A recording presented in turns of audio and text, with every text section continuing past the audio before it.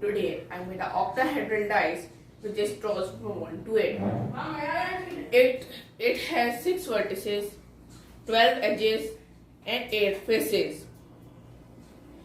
It is made up of 8 equilateral triangles, 4 of which meet at each vertex. It resembles 2 square-based pyramids joined base to base.